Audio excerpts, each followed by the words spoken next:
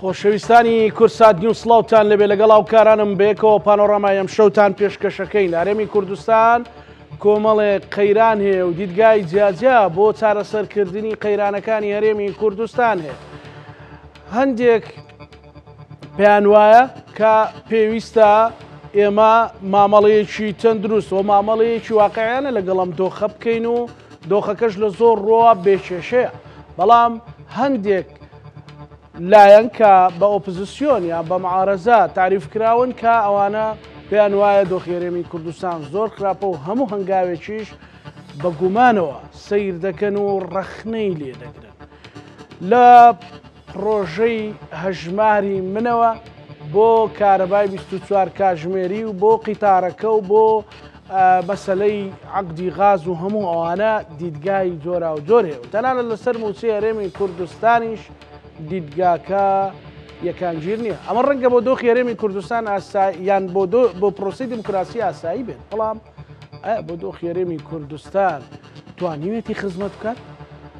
پانۆڕام باش ڕۆڤێ ئەم بابەتە ئەکات بە میوانداری هەریەک لە بەڕێزان بەڕێز ئینشاڵڵا مەحموود چالاکوانی سیاسی بۆ بەڕێستان، هەروەها بەڕێز کاوە ئەحمەد کادری پارتی دموکراتی کوردستان لە کەرکووکەوە لەگەڵمانە. کاکاوە دیمانەت بەخێر، جەنابیشت بەخێر بێت. کاک شاڵاو لە جەناب دەست پێ بکەین هەڵسەنگاندنی بەڕێستان بۆ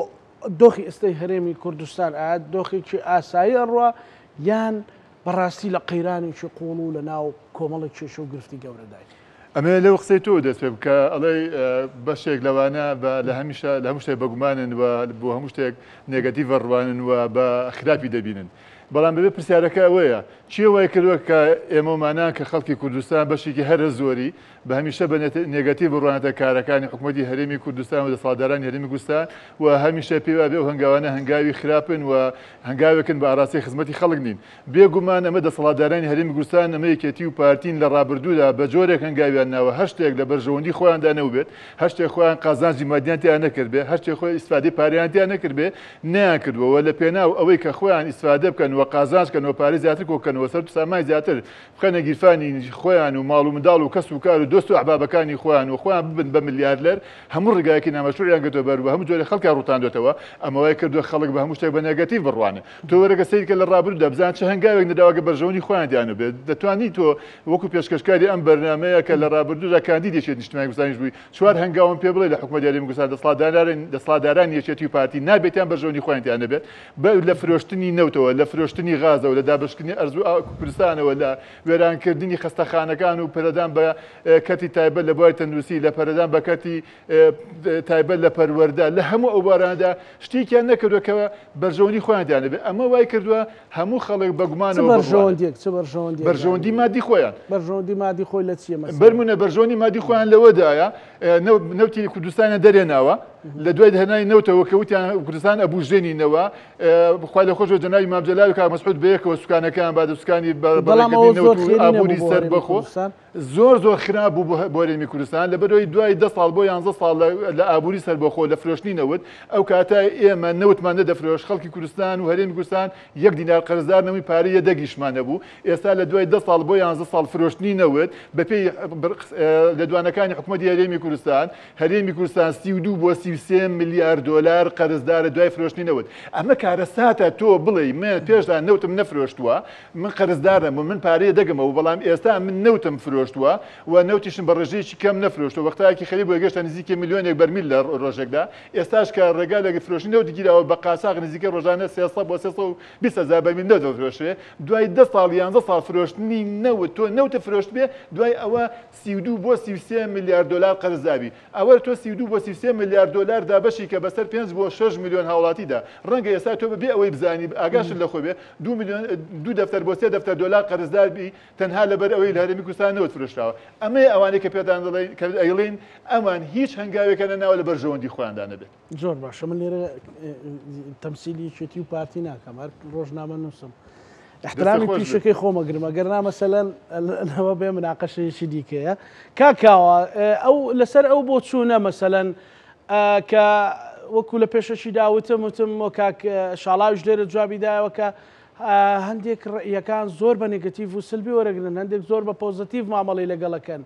بەڵام بەداخەوە ئەمە نەچۆتە فەرعەیەکیان نەچۆتە کۆڵانێکەوە کە خزمەت بە پرۆسەیەکی بەهێزی دیموکراسی بکاویان دەسەڵات گوێ لە معارەزە بگرێ و کێشەکان چارەسەر کا بۆی ڕخنەی معارەزەکەم کاتەوە بەڵکو بۆتە جەدەلێکی ماندووکەر لە ناو خەڵکی کوردستاندا بۆ چۆنی بەڕێزت بۆ ئاوا ڕۆیشتووە بە ناوی ێزدانی بەرزی درۆڤان لە کەرکووکی دڵی کوردستانەوە سڵاو لە جەنابەت کاکەزانە خۆشحاڵم بۆ جارێکی تر من و تۆ بێکۆ دانیشین خۆشحاڵم سڵاو لە بینەرانی خۆشەویست میوانە عەزیزەکەمان ئەوەی کە سوپاس ئەوەی کە من ئێستا چمە سەری وەڵامدانەوە نییە ئامانجی من ئەو هەنگاوەیە کە ئەو ئەقڵێتە کەمە ئەنی ئامانجی ئەو قسەکانی من گوێ لێ نییە بەخوای کاکەزانێک ئەڵێم سیاسەتێکە بە سیاست چووە وەبێ سیاست بۆ هەنێک کەس حینجەکەی واتە پێوەری دەوڵەتداری و حکومڕانی چمکێکە کە بێویشە بێوی زانستی قسەی لەکەرکەین من تێناگەم لە کوردستان چی ئۆپۆزیسیۆنێکمان هەیە ئۆپۆزیسیۆنێکی ساختەی قۆڵبڕی تا ئێوارە کە بە هەر هەموو شتەکانە ناڕازیە قسەی لەسەر هەموو جمکەکانە هەیە ئەسەن خوێندنەوەیەکی لۆکاڵیشی نییە بۆ حاڵی خۆی بینومانە چی لە یەکترەکەن بینومانە چۆن بانگەشاکەن ئەسەن ئەوان کارەکەن بۆ لێدان لە ئیرادەی شوناسی تاکی کوردی هیچ کەمتر نییە ئەقڵێتێوان لە پەخشکردنی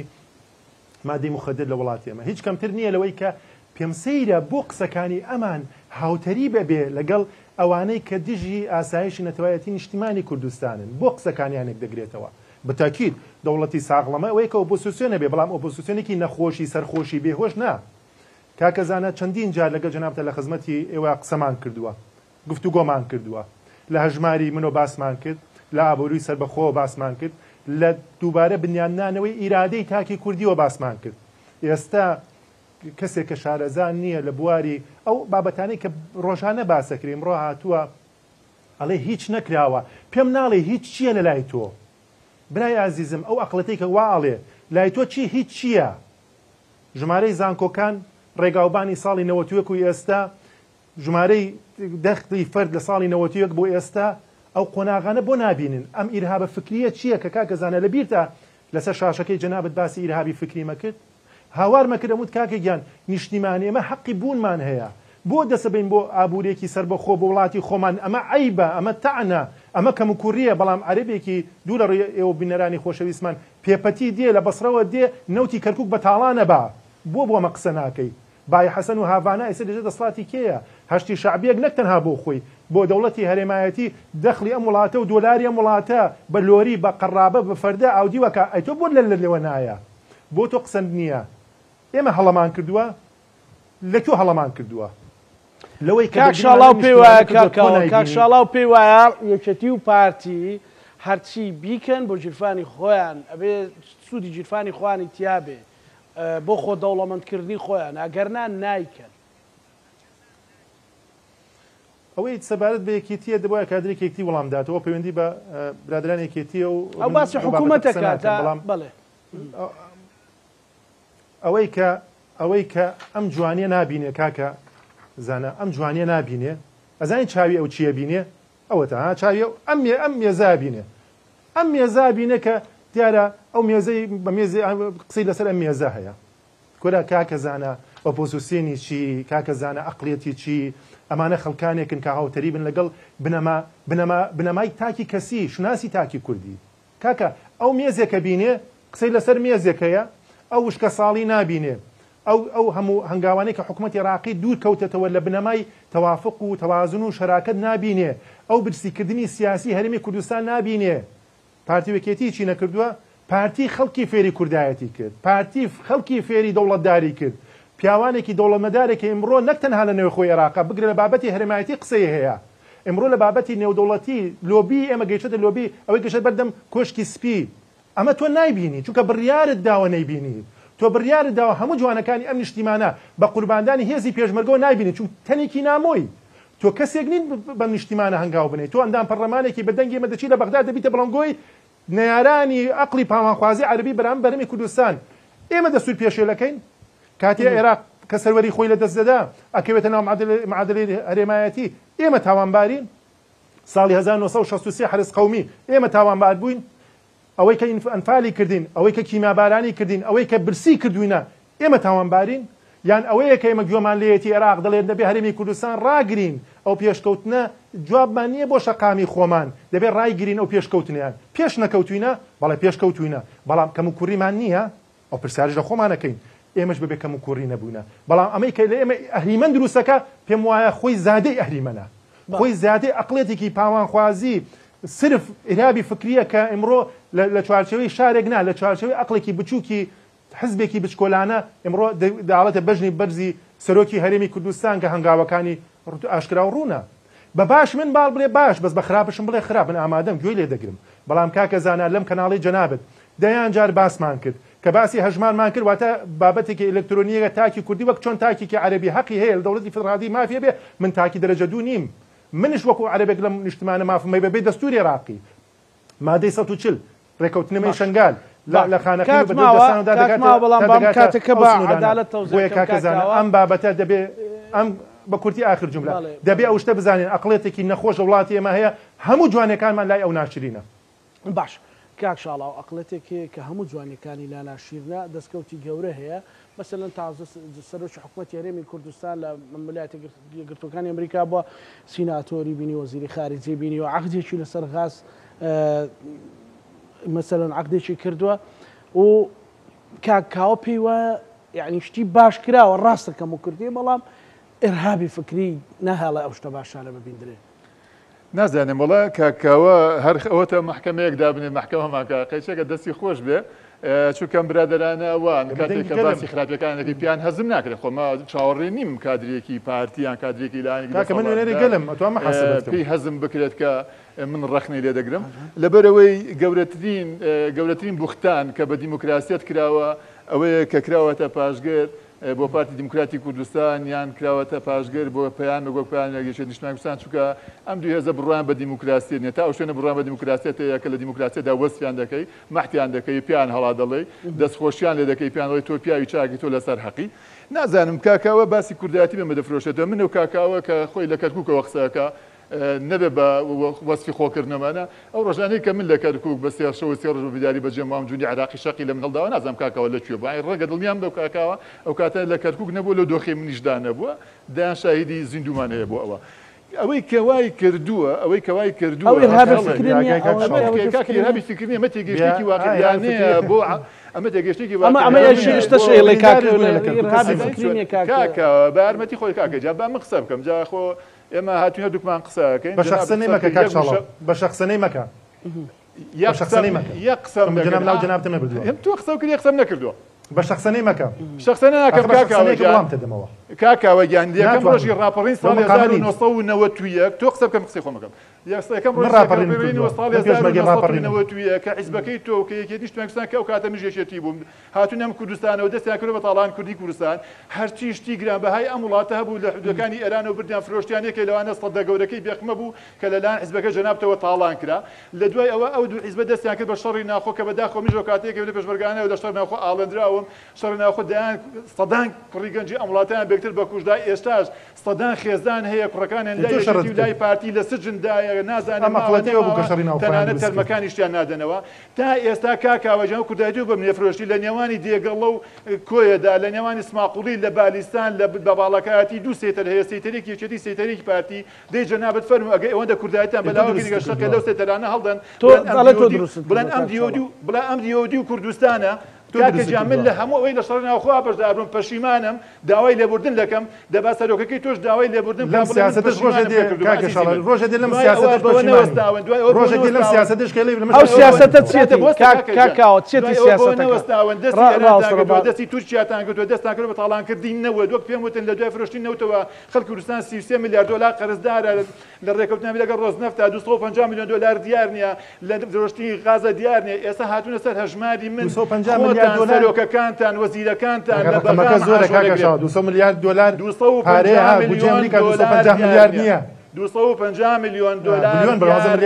ڕۆزنەفت عەزیزی من مليار دلار دیانەی ڕۆز نەفتە ئێستا لە خەڵک ناگەڕێن سەرۆکەکانی خۆتان لە بەغا لە بانکەکانی بەغا لەگەڵ عەرەبێکی عێراقی بەیەکەوە موچەوە دەگرن بەڵام خەڵکی کوردستان ئەڵێ تەوتین ئەمەیە وەکو بە عەرەبێکی بەغا لە بەغا موچەوە دەگرن وەڵێ نەخێر هەژماری من بۆ ئەڵێ هەژماری من لەبەر ئەوە نیان لە کوردستان من لەبەر ئێوە دەتانەوێ ئەزانێن لەمەودا دنیای سەرمایه‌داری بەرەوە هەنگاو دەنێ کە لە ڕێی بانکەکانەوە خەڵک بە کۆی لەبگرێ بکە دەژەستی خۆتانەوە ئێوەش تانەوێ بۆ ساڵانێکی زۆر خەڵک لە ڕێی بانکەکان ژەستیەوە دابمێنێ دەنا هیچ منطقی تیانە حکومەتی عراقی پارە بە حکومەتی هەرێم حکومەتی هەرێم بیدا بە بانکەکەی هەژماری من هەژماری من بیدا بە بۆ من ڕاستەوخۆ لە حکومەتی عراقی لە بانکەوە ماژۆ نەکردمەوە هاوڵاتیکە ئەوەی وای کردووە خەڵک ڕقی لە کوردایەتی بە هەستی کوردایەتی نەمێنێ و نیشتیمانیەکەی خۆش نەبێ ڕەفتار و هەڵسە و کەوتی نابەرپرسانەی دەسەڵاتدارانی هەرێمی کوردستانە کە لە سەروی هەموو شتیانەوە پارتی وێشێتیە نەک تاکی ئەم وڵاتی ڕەخنەگر ئێمە لە خۆشەویستیمان بۆ وڵاتە لە دڵسۆزیمان بۆ ئەو وڵاتە خەمی ئەم وڵاتەمانە خەمی ئاینده وڵاتەمانە بۆیە قسە لەسەر ناحەکان دەکەین باشە کاکاوە بۆ چوونی بەڕێزت لەسەرەوە ئەو پێی وایە ئەو لە خۆشەویستی نیشتیمانەوە خاک و نیشتیمانەکەیان خۆش دەوێت بۆیە ڕەخنە دەگرن بۆیە دەیانوێت بەرەو باشتر بچێ بەڵام یعنی ڕێگری هەیە کاکە زانە ئەم ئەوەی کە گوێم لێتی هەمان ئەو قسەیە کە نارانی کوردی دەڵێ من کوردایەتی بۆ نافرۆشم ئەوڵێ من پێشمەرگە بوومە چۆن ناری کوردە من کوردایەتی بۆ خۆمانە ئەو ئەڵێ من پێشمەرگە بوومە کاکاوە چۆن نازانم تۆ لەکوێ بوویتە من فێر دەکەم فێر حەنجە دەکەم ئێمە لە ناو دڵی خەڵکی خۆمانای بۆ پێوەەر بۆ هەر حزبێکی سیاسی چییە کاتێک کە فراکسیۆن کە کاتێک کە کۆمۆسیۆن دێت سەر بە بەغدا بێ یاسا لە بەغدا دادگای اتحادی دەرەچێت ئەمەی دادگای محکەمەی اتحادی کە پێڵن من دادگای قیادە سەورە ئیسەژەی خوێنمەوە کە یاسا دەرەچێت توی حزبێکی 1 ملیۆنیە تۆ نوێنەری من نییە تۆ مافی ئەوە نییە بم بڵێ وڵات تەوتینەکەم تۆ مافی تەوتین چۆن بە منەکەی من حزبی ملیۆنیم ئێستا حزبێکی بێ ملیۆنیم خەڵک متمانەی داوە بە ئێمە من لەو باوەڕەدام تاکی کوردی دەبێ مافی ممارەسەی مافەکانی دەسووری خۆی بکە ئەمە کەس خێری پێ کردووە نە هیچ حزبێکی سیاسی پارتیای کوردستان ئامرازێکە بۆ گەیاندنی ئامانجە گەورەکە ئێمە بیرمان گەورەیە کاکە لە هەموو ئەم هەنگاوانەی ئێمە لە هەموو عقلێکا جێی نابێتەوە کاکە زانە عقلی ئێمە لەوەیە دەبێت کورد بگاتە لەنگەری ئارام من تەوتینم ناوێت نەعلل لە تەوتینەکەم بۆ چونکە دەستەواژەکەی عەرەبیە من قبوڵم نییە ئەو مافە لە من مەگرە تۆ ئامادەی بە ئەندازەی خۆت ڕێیتە بێ بەڵام تۆ حزبێکی ئێستا بوویتە حزبێکی بچکۆلە حزبوڵەیەکی بچکۆلەی یان خەڵکێکی معارەزەی بەڵام تۆ معارەزەیەکی ناتەندروستی نەخۆشی تۆ هاتوویتە باسی کەسایەتی منەکە کڕم بەزەو تەقینەوەنەکە پێما تەقیوە ئەگەر بە 70 کیلۆمەتر تۆ تەقێ ئەبێ حەفاظە لێ ببەسن تۆ باسی کێکە تۆ بۆ ئاستەنا کاکاوە بۆ عایلەوە سێرماکە سێ خەباتماکە تۆ ناکری بۆ دەستەواژە نابێت تۆ کە هەواڵێکە بۆ چوونێکی جیاوازیە تۆ سەر بەهری من سێرکەی نەکاکی من ئێمە بەشێکین لە خەڵکی کوردستان دەبێت گەلی کوردستان ممارەسەی مافە دەستوریەکان کە دەوڵەتی عێراقی دەوڵەتێکی اتحادیە برام ئەم سیاسەتی تۆ بە سیاست چووە وەڵای برا بۆ حەلاوی باسکە بۆ منی باس مەکە چونکە بۆ سیاست لۆژیکی خۆی هەیە تۆ ناکرێ مافە دەستوریەکان لۆژیکەکەی چییە کاکاوە لۆژیکەکەی چییە لۆژیکەکەی چییە هەردووک ئەوش پێی وایە پرسێکی نیشتیمانی و نیشتیمانیە کاکزانە تخوا بە یارمەتی ئەمە لۆژیکەکەی کاکەزانە گوێ بگرە با فێرتەکەم بۆ من گوێ بگرە ئێرە باش با فێرت کەم کاکەشاڵ گوێ بە ئەوانە ئەزان بۆ ناوی کەس مەیەن ئەزان چی ناو هەندێک کەس دێنی کاریزمایە تۆ مافی ئەوەت نییە بۆ تێ ڕخنە لەسەر ئەدایکە توی مرۆ با یەک شتان پێ بڵێن بران کاکەزانە دەبێت یەک شتێ بزانێ ئەم عێراقا تا سەر ئێسخان قەرزاری گەلی کوردستانە هەرچی سەروەت و سامانی عێراق بدرێ بە گەلی کوردستان ناکات قەترەیە دڵۆپی خوێنی پێشمەرگە و خەڵکی ئێمە کاکە ئەو ێسەر ڕەحمە مناڵی شیرەخۆری ئێمە ناکات هەر ڕۆژی ئافرەتێکیاندا ناوە بە عیازە بەغا لە تارانەوە دێت ئێستا پێ دوای سیاسەتی برسیکردن هەیە کاکەوە پێ دوای سیاسەتی برسیکردن هەیە کاکەزانە پێ دوای سیاسەتی برسیکردن هەیە یعنی بەجددی یعنی لە بەغدا و بە مەبەستی سیاسی موچەنانێرن هەمومان جێ تاخیریەکەن پێ دوای ڕێگەوەیە کاکەزانە بەڵگەی بچووکە خەمەڕۆ دەتوانێت جواب مامۆستانی ئێمە شەریحێکی بەڕێز و خۆشەویست بەڵێ بۆیە سیاسەتی برسیکردن بۆ باس دەکەم کاکی من مامۆستانی ئێمە حەقی خۆیانە گلەی و گازەندە لە حکوومەتی خۆیان بکەن تایسە واردە خێمەیەک هەڵدرا مانگرتن مانگیرە زۆر باشە ژمارەیە خەڵک هاتن لە بەغاوە چونە ناو مانگرەکانی ئێمە باش ئەینەن حاڵەت گلەی لە بەغدا دروست بوو کە ئەوەندان پەرلەمانە خەڵکی ئەو شوێنە بوو وەتا ئەو شارە بوو نەچوە ناو خێمەی مانگرتوان و مامۆستانی ناڕازی لە بەغدا بەڵام لە بەغاوە هاتە سلێمانی چوە ناو خێمەی مانگرتوەکان لەوێ ئەگریا ئەشکی تیمساحی ئەڕشت بۆ مامۆستانی ئێمە بەڵێ گلەی مامۆستایان لەسەر خۆمانە بەڵام مەیکەن بە سیاسی کاکە ئێوە لەم بابەتە ئاوەکەنە سیاسی کارەباکەنە سیاسی ڕۆتی ڕۆژانی خەڵکن بە سیاسی ئێوە شەڕ بە خەڵکەکەن نەک شەڕ بۆ خەڵکەکەن جیاوازی پارتی کوردستان لەگە خەڵکی تر ئەوەیە پارتی شەڕ بۆ خەڵکەکان نە شەڕ بە خەڵک بکە تۆ باشە کاکەوە با ئەو پرسیارە بگوازینەوە بۆی تێنە پەڕێ آخر جملە ئێوە تۆ پەشیمانی لە ڕابردووی خۆت کە بەشداری شەڕی ناوخۆ بوویتە دەنەفرێت لە شەڕی ناوخۆکەم ڕۆژێک کردێ کاکە شەڵاو لەم قسانە ئێستا پەشیمانە بیتەوە چونکە بەرەی حەقیقەت بەرەی خۆر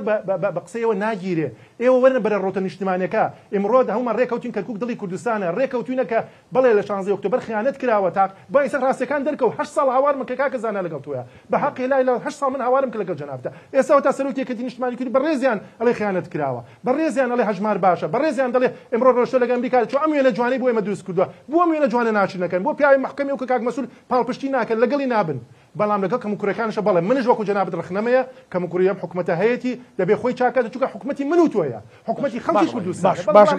کاک شاڵاو باشە دێمۆلات کاکاوە دێمۆلات یعنی کاک شاڵاو ئێوە لە قسەکانی خۆت پەشیمانە بیتەوە کە ئێستا کردوتە دژی ئەو ڕۆتە نیشتیمانی وەکو کاکاوە باسیەکە هەر هیچ پەشیمانی قسوکە قسەکانی خۆم زۆر بەڕاست دەزانم من ئەڵێ هەموو شتێک بە سیاست دەکەن نازانم لای کاکاوە سیاست یانی چی جارێ لای من سیاست هەموو شتێک سیاست دواتە فەنی سیاست ڕاستگۆییە سیاست لە خەمبوونە بۆ وڵاتەکەت سیاست ئەوەیە متمانەتە بێ سیاست ئەوە نییە کە دەسەڵاتداران و هێزە سیاسەکانی کوردستان لە ڕابردوودا پێیانوە بووە سیاست فێڵ و درۆ و تەڵەکە و لە خشتەبردنی خەڵکووە خەڵەتاندنە بۆی ئەمڕۆ دەنگم پێ بدات و درۆی پێ بکەم و بەیانی درۆی لەگەڵدا بکەم و عەدەکانی خۆمە بەمەستەر سیاست ئەمە نییە کاکە سیاست حکمەتی بەڕێوەبردنی وڵاتە ئەگ من ئەوە ئەی نەبوونی کارەبا سیاست تو ئاو کارەبا هەموو شتێک بە سیاسەت کاکە ئیوا هەمووی سیاست ئەوە پەیوەندی بە ژیانی خەڵکەوە عەزیزی من پەیوەندی بە ئیشی ڕۆژانەی خەڵکەوەیە خەڵک پێویستی بە ئاوە خەڵک پێویستی بە کارەبایە خەڵک پێویستی بە خوێندە خەڵک پێویستی بە تەندروستیە خەڵک پێویستی بە هەموو ئەمانەی خەڵک پێویستی بە ئەمن و ئاسایشە بە ئەمانە خەڵک پێویستی بە هەموو ئەمانەی هەیبێ ئەی ئەمانە سیاست نەبێ سیاست چییە ئەی کە تۆ ژیان و گوزەران و ئەمنیەتی خەڵک لە سیاست بینیتە دەرەوە سیاست چی تێدا ئەمێنێتەوە سیاست بێتە تەنەکەیەکی بۆش و 450 ملیۆن دۆلار بۆ ئاوی هەولێر سەرف کراوە بۆ تەنکراوە کە سیاست نییە بە تەنکراوەتەنە هەولێر تێرکەن هەولێر بەتەنکراوە تێرەخوا تخوا بە سیاستکردنە یان ئەو سیاسەتە بە سیاست چووە کاکە ئەوەی لە سیاستە ڕۆدا هەمووی پێشتر بەنامەگوڵدار ڕێژا بۆ 450 ملیۆن دۆلار کاکەوە تۆ باسی ئاوی هەولێرەکە ئەزانی ئەبێ ئێستا هەولێر و ئەزانی ئەبێ ئیدارەی هەولێر بۆ هەمیشە مەمنونی کۆریەکان من ئەگە کاتی خۆی کۆریەکان نەبوونایە کە پرۆژەی ئاوی ئیفرازیان کرد ئێستا نیوەی هەولێر بێ ئاو دەبوو ئەو کاتە بیرمانە سەرۆکی حکوومەت 2 میلیۆن بەشدار بوو لە ئیفتاحی ڕاکێشانی ئەو پرۆژەی ئاوە ئەمە حەزناکی خەڵکی هەولێر پێت وایە ئەمە حەزەکەی خەڵکی هەولێر بێ بۆی پێ بکەنی ڕق لە هەولێرە بۆچی ڕقمان لەولێرە پێی پێکەنی بەتەنکەراوەکانتان دیارە ئەزانی ئەمە قسەیەکی زۆر بێ بنەمایە کە بەڕێزە دیان کادرێکی دیکە بڵێ من هەولێر دەهۆک سلێمانی کەرکووک هەڵەبجە هەمویان دەستوپێ یەک جەستەیەکن کەوی جەست ئەوەی نیشتیمانی کوردستانە ئەوەی کە ڕقی لە هەولێر و هەولێریەکانە ئەوەیە کە داهاتی ئەم وڵاتە ئەجزێ باشە کاکاوە خەڵکی وڵاتە دەکات حەزیەت دەدا ئەمانە ڕقان لەم خەڵکی وڵاتەیە بە هەولێر و سلێمانی هەموویانەوە باش کاکاوە تۆش پێ دوانیە لەوەیە هەندێک جار مەسەلەن سەر خەتی ڕهابی فکری کە ینی تەنانەت بۆ چوونی ئەویشت قبوڵ نییە مەسەلەن ئێمە باسی ئەوەکەن ڕێک ئەوەی کە ئێستا هەیە طبعا لە ئاستە باڵاکەش هەر ئەوە هەیە چۆتە فەرعێکەوە ئەو هیچی دەسەڵاتی قبوڵ نیە دەسەڵاتیش هیچی ئۆپۆزیسیۆنی قبوڵ نیە تەنها لەوەی کە کاک شاڵاوتی مەدح و سەنای بکات چەپڵی بۆ لێدا بەڵام لە دنیا داوانیە معارەزە لێ ئەم ئاوی ئیفرازە خراپە ئەم کارەبا 24 کاتژمێری خراپە بەم دەلیلانە حکوومەتیش دێم ناقەشەیەکە ڕێکخراوی کۆمەڵی مەدەنی مێدیا ئەچێتە پاڵی و حەلە بێ لانی کەم هەنگاوێک لە دەسەڵات هەنگاوێک لە ئۆپۆزیسیۆن و لە نەتیجەیان نیشتیمان و خەڵک ئیستیفادەکە ئێستا لێرە وانە لێرە ئەو نیەت ئەها تۆش زۆر توندی بەرامبەر بە و ئەمە بۆ ئەزانین بۆچی کاک ئەزای مەسەی توندەکەی چۆنە هەندێک شتای حقیقەت ئینسان ئەنی تۆ حقیقەتەکان وەکو خۆی ببینە 450 ملیۆن دۆلار بۆ پرۆژەی فراکردنی ئاوی هەولێر ڕاکێشراوە ئەم ناچە باسی ناکە هەژمار بە لەکتۆرەکردنی داهاتە کە تاکی کوردی لە وەزارەتی هەرێمی کوردستان وەزارەتی دارایی پارە وەرگرێ ئەمەڵێ وەزارەتی دارایی هەڵوەشێنەوە تۆ دێی ئەتۆ ئابووری سەر بەخۆ بکەی ئەمەی پێ قبول نییە بەڵام بردننی هەر پارەی نەوتی هاوانە و بای حەسەنە هەشتی شعبی ئەم بزەی لێوە نایە ئەمە منی بێتاق کردووە کاکە ئۆپۆزیسیۆن وڵاتی ئێمە لە دایکبوونی خۆی بە مردووی لە دایک بووە نەیتوانیوە بە باش بڵێ باش بە خراپ بڵێ باش من ئەڵێم کاکە پێشەوەی قسەکە من ئەڵێم گلەیم هەیە ڕخنەم هەیە من خودی خۆم ئەڵێم ڕخنەم لە ئەدای خۆم بووە لە هەندێک شت موافق نەبووینە هەندێک دەکرا باشتری کەین ئەو جادەی 120 لە هەولێر نابینێ ئەو تونێلی زاخۆ نابینێ ئەو پێشکەوتنی سلێمانی نابینێ ئەو ئێستا و تەباییە کە نزیکبوونەوەی لایەنە سیاسەکانە بۆ پێکەنانی حکوومەت ئەمە نابینێت خۆم کێشەکەی منەوەی من ئۆپۆزیسیۆنم قبوڵە بەڵام نەخۆشێکی سەرخۆشی بێهۆش بازرگانێکی قۆڵبر ئەمە ناتوانێت تەمسیلی ئۆپۆزیسیۆن کە کاکە ئۆپۆزیسیۆن فەنی ممکناتە ئۆپۆزیسیۆن ئاوێنەی دەسەڵاتە لە هەر کوێ کە حکومەت پرۆژێکی جوانی پێشکەش کرد دیێ بە هەموو هێزێکی پاڵپشتیەکە وەرە فێری ئەوەی ئوکرانیا بن کاکە بینیمان لە بەرەکانی یەکەمی ڕۆژەکانی جەنگە ئۆپۆزیسیۆن لە پێش سەرۆکی خۆی وەستا ئەمانە کەی لە پشتێمە وەستاون ئەوڵە سەرۆکی هەرێم وڵا بە وەک میوان بانکرا با یەکشم کاشەڵا لە دایک بۆ ماڵی بارزانانی تا ئێستا بە حیاتی میوانداری کەسیان نەکردووە هەموو کاتێ خاوەن ماڵ بوونە هەر لە جەنابی مام جەلالش کە لە دایک بووە تاکو ئێستا لە بەرەی شۆڕژگەری و خەبات بووە تۆ تێ ماما مرزشی شۆڕژگەرەکان بچووک مەکەرەوە بەڵام گلەیی لە من بکە بڵێ کاکە لەو شتیا تۆ هەڵەت کردووە دەبوایە ساڵە پێش ئێستا تۆ ئاوی فریاکەوتنی هەولێر چارەسەرکردا بەڵێ ڕاستە دەبێت تۆ بڵێ کاکە نێڵین مەسئولی گەندەڵ ئەم حکوومەتە دزی لێ بکات بەڵام ڕاستە تۆ بڵێ دەستگای نزاها ئەکتیڤ بکە کاکە نابێ وا بێڵم ڕاستە تۆ بڵێ بکاکە پەرلەمان تاخیر مەکەن بە کاکە لایەنە سیاسەکان وەرن هاوڕیز بن گەلی کوردستان نەبێت دام دەستگاکانی خۆی زوو ئەکتیڤ بکە بەڵێ ئەڵم ڕاستەکەی زۆر شت هەیە کە تۆم پێ بڵێن بڵێ ڕاستەکەی چونکە ئیرهابی فکری لە هێزر ئێمە نییە ئێمە پەروەردەیەکین زۆر باشە پەروەردەکراوی زۆر باشە کە دەبێ باز بۆ شتێک بڵێ کاکەشە من ئێستا لە جاتی تۆ بم دەیان پرسیارە لی یەکەم من بێمە شوێنی تۆ دەیان پرسیاری لی یەکەم کە من ئێستا جوابم پێ نابێت پرسیاری لێکم مەتۆم کاکە ئەوشتا کرا بۆ نەتان کرد ئەوە کرا بەم زمانە ڕخنە بگرن کاکە بێ فێری ئەو بگە ڕخنە چۆنە گیرێ نەگەوەی کە تۆ ئەوەی هەشتی شعبی لێ هەوایە تۆڵێ ئەوەی کەیسما قاعانی لە تۆڵێ ئەوەی کە بیری ناسیۆنالیزمی عەربی تۆنداژۆ لە حرس قەومی لە تۆ ئێڵێ ئەخە من ئەو مشکلەی بەڵام من دەتوانم فێر ئەوەی حرس قەومی بۆچی ئەوەی هەشتی شعبی ئێڵێ ئێوە ئەیڵێن بۆ لە پشتیان ناوەستن بە زمانی کوردی نازانم بەلام کاکاوەجان بەس جۆمە لەگری ئەوەی کاکاوە بەمە تۆمەتبار دەکا کە بە زمانی دوژمن قسە دەکەین ئەو دوژمنانە ئەمڕۆ و دوێنێ و دووش بەیانیش هەر حیزبەکەی کاکاوە ئەچێن لەگەڵان دانیشتین دەست دەخەنە دەستیانەوە ئەم لاشیان مازەکەن بۆی پۆستێک لە پۆستەکانی بەغا بۆ ئەوان بێت ئێمە بینیمانە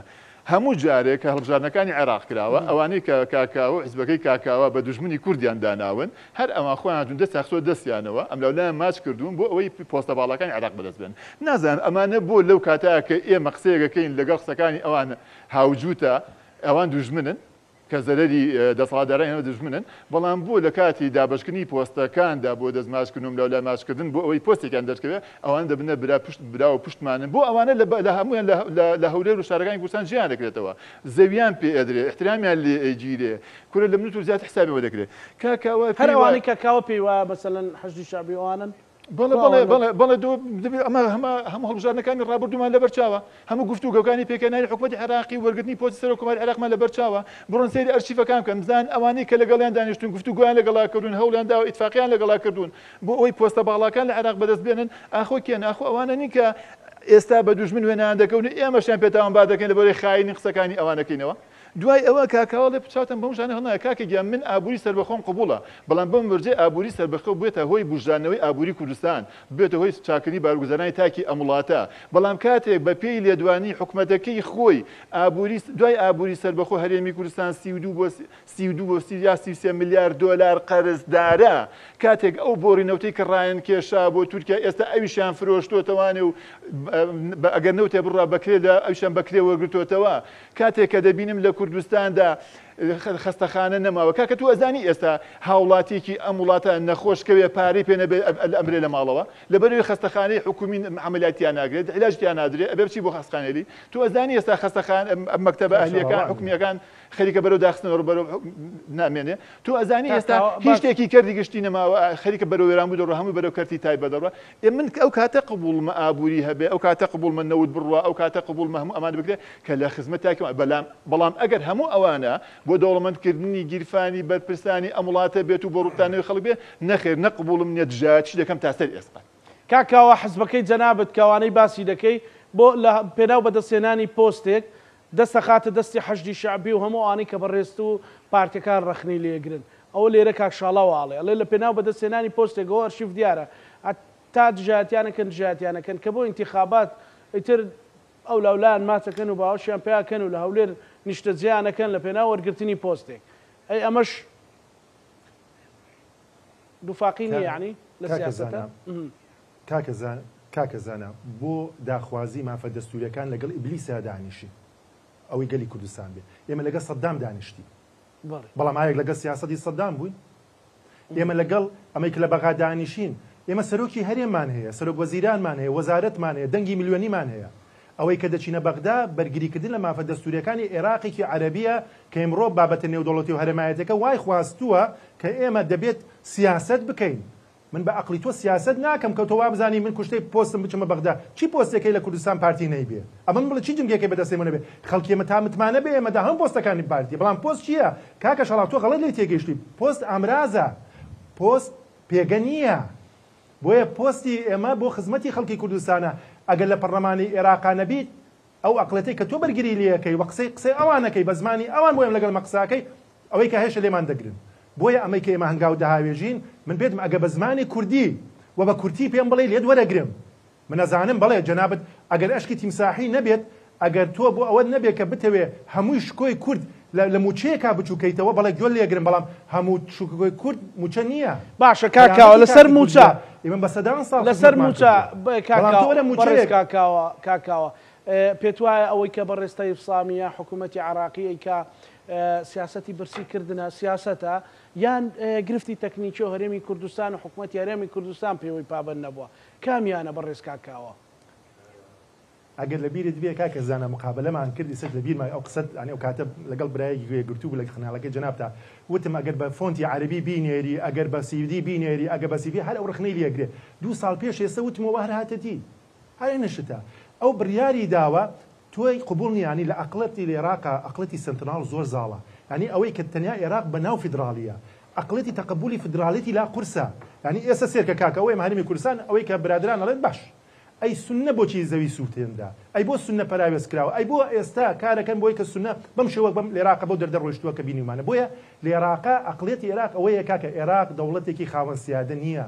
کاتێک کە بە ساروخ لە تۆ دەن کاتێک دۆرە ناتە سەر وڵاتی تۆ ئەم عێراقا عەزیمە لە کوێ بوو ئێ باشە تۆ هاوارەکەی ئەڵێ با تەوتین بکرێ باشە دەبا پاراستنی وڵاتەکەی من لە سەواریخی بالیستیکی با عێراق پارێزەری لێ بکە ئەی بۆ دەقە بێدەنگە دوو جار لیژنە هاتە هەرێمی کوردستان کوا نەتایجی لیژنە ئەوەی شێخ باس چی بوو شەهیدکردنی ژینای دزەیی چی بوو کوا جوابەکانی کوا بۆ بەهای خوێنی کورد کەمە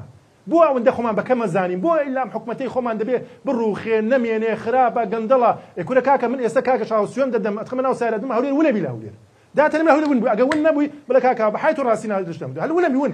شارێکی ترە بەڵام ئایا بێکەم و کوڕی نییە ئایا نەعەدالەتی کۆمەڵایەتیمان هەیە یانی ئەمە بابەتێکی ترە ئەمە گفتوگوی لەسەرەکرێ پەرلەمانی کوردستان دەبێت ڕخنەگر بێ بە چاوێکی ڕخنان لە حکومەت و هەنگاوەکان بەڵام تۆ مێزێک لە ئەمریکا بینی باشە ئەم مێزەکە خەیتە ژێر پرسیارەوە ئەم جوانیە پیاوێکی ئاها جوان نابینی هەموو نوێنەی لایەنە سیاسەکانی تیا بووە ئابووری سەر بەخۆ بۆ نیشتیمانە کاکە ئینشاڵڵا برای من و تۆ ئەڕۆین ئەم نیشتیمانە ئەمێنێتەوە ئەم نیشتیمانە بێ ژێرخانی ئابووری بۆ ڕێخین بەڵێ کاربای 24 ساعتی بەڵام ئەگەر لەسەر سیارەکەی کێشە هەیە تۆ هاوترازی کە لەگەڵ داهاتی خەڵکە کاکە خەڵکی ئێمە بەشێکی مسریفە ئەبێ ڕێکی کرد من یەکش بە جەنابتان بڵێم لە کاناڵەکەی کوردستان قسەم کردووە ڕۆشنبیرێکی شارەکەی سلێمانی شارە خۆشەویستەکەی من شاری خاڵوانم ئەڵێ بە مناڵەکانم وتووە کارەبا زۆر بەکاربێن ئەو زۆر بڕێژن بەم حکومەتە بڕوخێ ئاخر کاکە وەڵڵای حکومەتی پارتی نییە حکومەتی یەکێتی نییە حکومەتی خەڵکی کوردستانە خیانەتکردن لە هەر پلەیەک بێ لەم حکومەتە خیانەتکردن لە ناموس و عەرز و شەرەفی ئینسانەکە خۆی بۆ وازانمە پێمان خۆشە کەم و کوڕی هەیە بەڵام کاکە شاڵاو تۆ نایی چ جوانەکانش باس بکەی تۆ نایی نەسیحەت بکەی تۆ نایی ئاوێنەیەکی دروستی دەسەڵات بی من دەڵێم هەر کاتی ئاوێنە وێنەی تۆ وەکو خۆ نیشاندا خۆت بشکێنە ئاوێنە مەشکێنە ئاوێنە شکاندن خەتایە ئەگەر تۆ ئاوێنێکی شەفافی ئەگەر ئاوێنەی بیری ناسیۆنالیزمی عەرەبی نەبی من تۆم قبوڵە بەڵام تۆ ئێستا پەشیمانی لە شەڕی ناوخۆ من ئەتوانم سوێن لە بۆ خۆم بە یەکڕەنگی خوا ڕۆژە دێنم قسانی ئێستاش پەشیمانە بی بۆ چونکە گەل بڕیارت بێنادە زۆر باشە کاکاوە تەیب سامی من پرسیارەکەم وەرگرت وەڵامەکەم وەرگرت تەیب سامی یان ئەوەی کە ئەوترێ دەست بادانی سیاسیە برسیکردنی خەڵکی کوردستانەوەی حکومەتی عێراقی کرد ئەزای من بەرگری تەیب سامی ناکەم نامە بەستمەوەی بەرگری تەیب سامی ناکەم بەڵام پێم وایە دەسەڵاتدارانی هەرێمی کوردستان لەگەڵ خەڵکی هەرێمی کوردستان ڕازگۆنین چ جای ئەوەی لەگەڵ حکومەتی عێراقی و خەڵکانی دیکە ڕاستگۆ بن کاتێک دەسەڵاتدارانی کوردستان لەگەڵ خەڵکی کوردستانە درۆوەکەن لەگەڵ خەڵکستانە شەفاف نین پێم وایە ڕەنگە لەگەڵ حکومەتی عێراقیشە شەفاف نەبن ئەمانە هەڵمەوە بۆ تەیب سامی و حکومەتی عێراقی خۆی بەڵام کە باسی برسیکردن دەکرێت کەواتە باسی نەبوونی داها دەکرێت من بە پرسیاری ئەوە دەکەم لە کاکاو هەموو ئەوانەی کە جوانە دەنگمانە ئایا لە هەرێمی کوردستان داهات نییە بەشی ئەوەی موچەی خەڵکی ئەم وڵاتە بدەن ئەی کوا داهاتی گومرگەکان، کوا داهاتی کارەبا، کوا داهاتی ئاو، کوا داهاتی فرۆشتنەوەت بە قازانج، کوا ئەوەی کە ئێستا ڕۆژانە 120,000 بەرمیل نەوت ئەفرۆشرێت بەڵام دینارێک داهاتی ئەو 320,000 دیارنی ئاخر وڵای لێ شوێنێک دیا دەشتیوانە 320,000 بەرمیل نەوت بفرۆشی یەک دینار داهاتی نەبێ بەڵام بڵێ ئەوەندەش پارەی کری بەرمیل کری فرۆشتنی نەوتم داوە لەسەر حکومەت حسابێکی لەکوێ دینار دەشتیوا هەیە کاکاوە دێ باسی ئابووری سەربەخۆی جارێکی دیکە کاکە گیان شتیوانیە من شانازی بە ئابووری سەربەخۆکی ئەوە بکەم لە کاتێدا من قەرزدار بووم بۆ ئەوەی کاکاوە تۆ باسی ئابووری سەربەخۆی وەرە سوودەکەیم پێ بڵێ ئێمە هەرچی کاکە پێشکەوتنەوە نیە بینابەری بە ئاسمانە مەکتەبەکان بەتاڵ بوون عقلی خەڵک بەتاڵ بووە خۆشەویستی خەڵک بۆ نیشتیمان بۆ وڵات نەماوە ئەم وەلایەنە خەتەرەکە کوڕەکەی من و دوو کچەکەم هەردووکیان لە حکومی بوون هەمووشیان عەرشە ئەوایل بوون والله نم پارەی ئەو نەوە بیخەمە ئەهلی لە حکومەت هێنایەتی هەم ڕۆمانی کوڕمساند و سەناریە عەرشە ئەوایلی قوتابخانە و زانکۆیان تەواو کرد لە حکومی ئیبرام بۆ کاکاوە ڕاستی بەرگە کاکە بۆ بەتاڵ بووە کاکە بەتاڵ بۆ بەتاڵ بۆ چییە وەرە ئەم ساڵ لە ساڵی ئەم ساڵدا هەفتەیەک مەکتەب بۆ 2 هەفتە نەبووە نیوەی مەنهەجەکە نەخوێندراوە نیوەی ترک کراوە هەتا بەستێک لێ تێکچوو بە قورئان کاکە تۆ لە هەورێخ بەت مامۆستا بە شەق ناردووە مەکتەب جیاواز عەزیزی من کۆرە شەقی کۆرە مامۆستا شەقی چی بکەڕی خۆ کاکە تۆ لەسەر جادە لە هەورێ شەق لە مامۆستا بەڵێ بۆ داوای مافی خۆی کرد چۆن بە شەق ناردووە باش یەک پرسیارەکەم باشە ئەی لە بەردەم مەڵبەندی یەکێتی نیشتمانی لە کۆی پێ مامۆستا شەهید نەبوو بۆ باسەوە ناکەی چێ باسی ناکە خراپە خراپە کاکە تۆ لەگەڵ ئەوە نەبە ئەم حکومەتە لەگەڵ ئەویان نییە بابزانی خراپە هەر کەس کاکە هەندێنی خراپ نیە حکومەت خۆی خراپی کردو کاکە خەڵک بە مەدەنیانە هاتووە شەقام خەڵک بە شەر جابیدا حکومەت کاکشاڵا بەخوای کاکشاڵا یەک پرسیارەکەم لە کەرکووک بەشی خوێندنی کوردی 5 ملیارد و 200 میلیۆن هەموو مانگێ لە بودجەی هەرێمی کوردستان بۆ کەرکووک دێ من خۆم لەناو شەریعی مامۆسان لە خزمەتیان نەبوومە 5 ملیارد و 200 میلیۆن دینار لە هەرێمی کوردستان لە دەمی هەرێمی کوردستان بۆ خەڵکی کەرکووک و مامۆسایان بێ لە فەرمانبەرەکان دەگیرێتەوە دەدرێت باشە شوورەی نییە بە حکومەتی عێراقی تو خوا داڕزی نییە داوەشی نییە کە ئەوە بەشی خوێندنی کوردی لە شاری کەرکووک ئەی بۆ باسیەوە ناکەی کە حکومەتی هەرێم و پارتی یەکێتەکە کە تۆ لێی ناڕازیت ئەمەی بۆ کەرکووک فراهم کردووە ئەی بۆ تەنای گەڕەکەەکانی شۆرا و شانزەی ئاب و گوڵان و بارزان حکومەتی هەرێکەمەوەی کردو بۆ نای باسە هەمەشتە بکەیت تەنیا بۆ کەرکووک ئەمانە بۆ باس ناکەی من بەلامە زۆر سەیرە تۆ باسی شەقی مامۆستاکەی بۆ کەس کە هەیە یانی مامۆستایەکی یازی خۆش بێ وەڵاهی شەرمەکەین کە باسیەکەت وەڵاهی پێمان ناخۆشە ئەوە هینەکی ئینفرادی تۆ نابێت تامی بکەیت دەسەر ئەوکەی مامۆسایان ئێمە لە ساڵی 90 دەبینمە دەرگای ماڵی خۆیان فرۆش بەڵام نەیەش خوێندەکەن ڕاوەستی بەڵام تۆ بە سیاسەتی مەکە کاکشاڵاو تۆ مەی خەجر خێمەی فتنە تۆ مەیە شەڕی ناوخۆ قارەمانی شەڕی ناوخۆ بووتە ئەمڕۆ بە شەڕی دروست باشە کاکاوە یەک پرسیار بکەم کاڵێ شەرمەکە هاتوو بکەینەوە کاکاوە کاڵەی شەرمەکەم کە باشەخی مامۆستاکە یەک پرسیار لێگەمە ئەفسەری شەقی لە مامۆستاکە هەڵدا لە هەوێ چم عسەبەیەکتان کرد بۆ سزاکەیتان بڵاو نەکردەوە بۆ خەڵک بەڵێ مازماوەشا تۆ وەرە من پێتەڵم چی کراوە باشە پێتەڵمە قورآن چی لێکرد کاکە تۆ بازانی ئەم حکومەتی هەرێمە کێ ئەم حکومەتە خەڵکی کوردستانە هەتا خەڵکی کوردستان لە پشتم حکومەتە ناڕوخێ ئەم حکومەتە بڵێ کاکە زانە برسی سیاسی کراوە برزی ئابووری کراوە برسی شناسی تاکی کوردی کراوە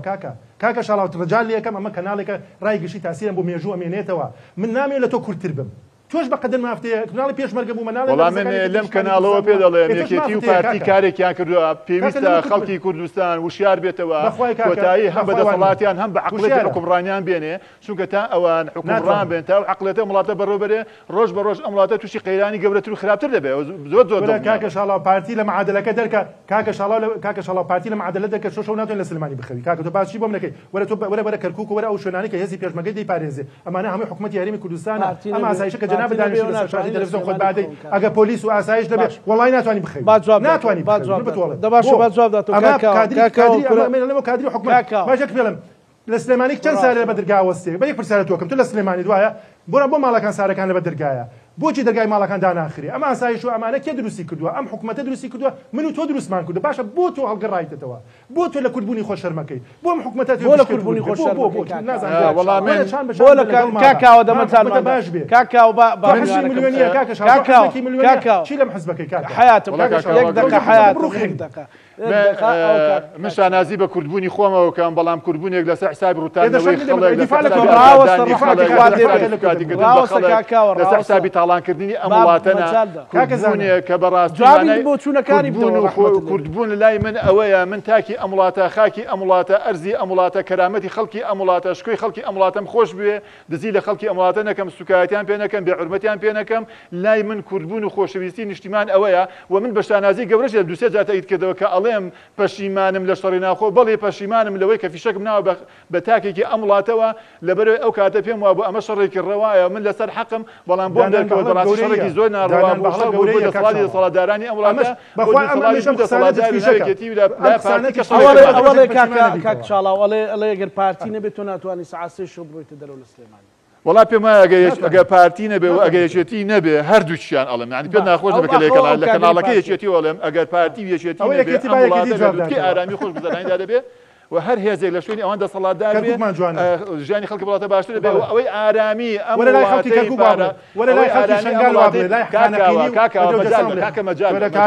لە خانەقین لەسەر ئاڵای کوردستان لە خانەقین لە کوردستان خەڵکیان شێک وەرە کەرکووک وا بڵێ کاکە ئاڵای کوردستان لە شنگال جەمان هەموو شنگالیەکانەوە عەزیزی من ئاڵای کوردستان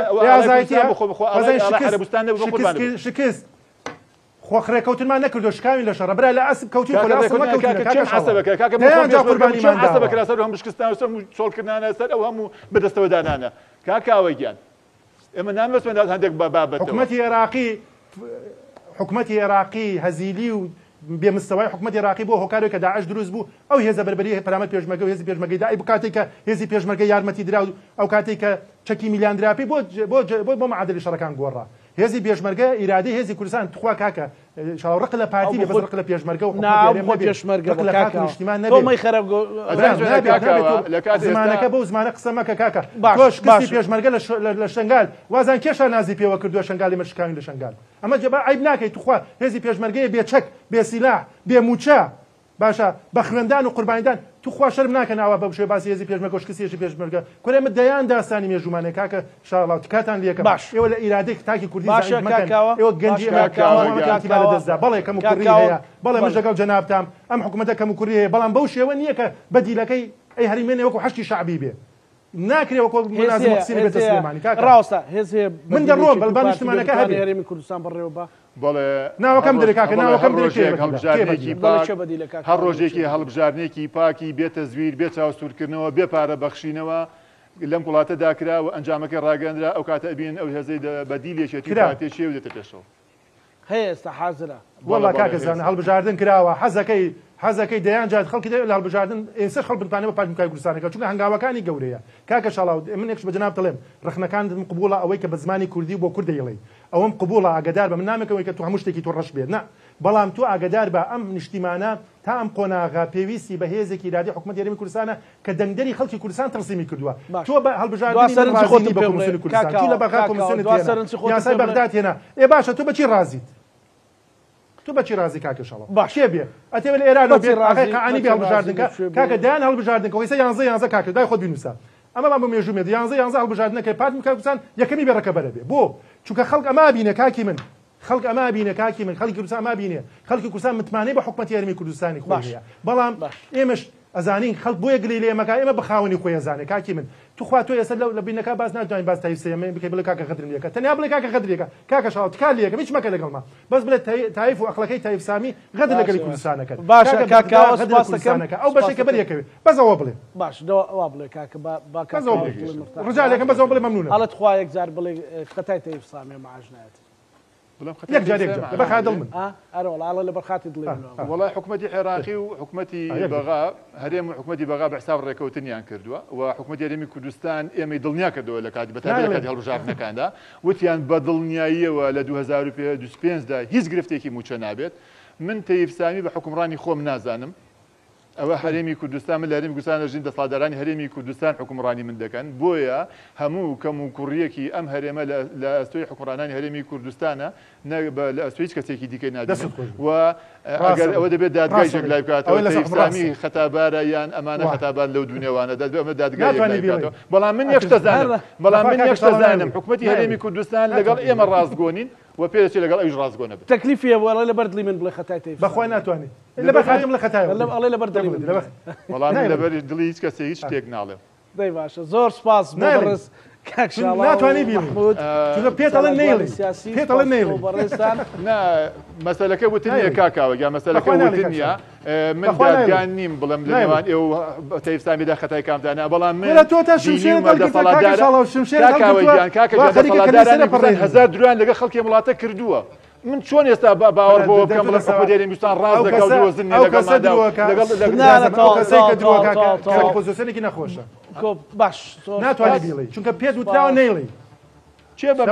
کەس ناتوانێت من ئاڕاستەکە زۆر دڵنیا بە کە ناتوانێت من ئاڕاستەکە بەڵام من لە ڕابردووە بینیومە من 2009 قەرار وا بوو من پێشمەرگە من 2009 قەرار وا بوو بۆ 2012 کۆتایی بەیەخستنی هێزی پێشمەرگە بێ ئەو 2025 نەکراوە تا ئێستا 100 جار ئێمە وتراوە ئەم ساڵ مژێشەی موچە نامێنێ ئەوە هەر بەردەوامە بە ئێمەتان وت ئابووری سەربەخۆڵ دەبژێتەوە قەرزداری کردین